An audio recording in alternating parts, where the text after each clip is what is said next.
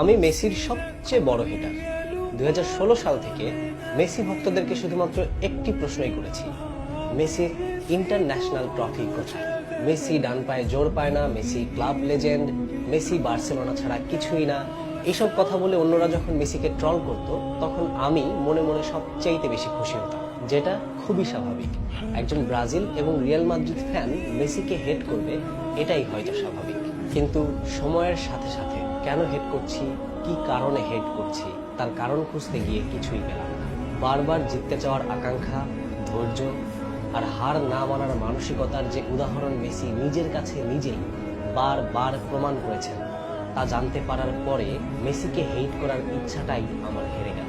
ভেবে দেখলাম পেলে কিংবা ম্যারাডোনা, পেলে এবং ম্যারাডোনা হয়েছেন বিশ্বকাপ জেতার পর, কিন্তু মেসি হওয়ার জন্য কোনো বিশ্বকাপের প্রয়োজন ছিল না। 2014 সালে বিশ্বকাপ ফাইনাল হারার পর মেসির নিজের দেশের মানুষই মেসিকে সহ্য করতে পারছিল না। পরপর 2015 এবং 2016 কোপা আমেরিকা হারার পর মেসি নিজেই হয়তো নিজেকে সহ্য করতে পারেন, আর তাই তো অবসর নিয়েছিলেন। ক্লাবের হয়ে এত উপার্জন কি আসলেই পেরেছিল মেসির ক্ষুধা মেটাতে? আসলে কি পেরেছিল মেসিকে সত্যিকারের জয়ের আনন্দ দিতে? 7টি ব্যালন ডিওর, 6টি গোল্ডেন বুট, 5টি প্লে মেকার অ্যাওয়ার্ড, 1টি অলিম্পিক গোল্ড মেডেল, 4টি ইউসিএল ট্রফি, এই এত অ্যাচিভমেন্টের কোনোটাই কি পেরেছিল মেসিকে একটু শান্ত রাখতে? আর 5টি সাধারণ মানুষ হলে হয়তো সেখানেই থেমে যেতেন, সেখানেই হেরে যেতেন।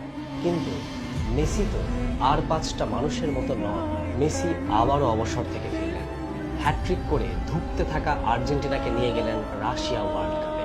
28 বছরের ট্রফি খরা কাটিয়ে চির প্রতিদ্বন্দ্বী ব্রাজিলের মাঠে ব্রাজিলকেই হারিয়ে জিতলেন Copa America international trophy.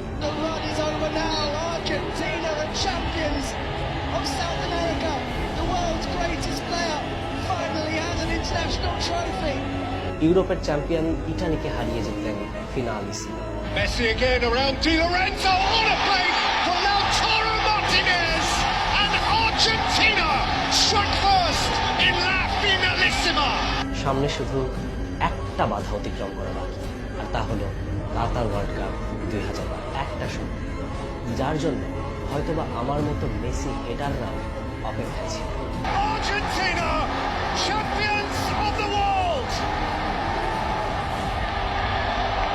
Messi তা জিতে দেখালেন একটা সঠিক সময়ে, যেই সঠিক সময়টা শুধু তাদেরই আসে যারা হার মানতে জানে।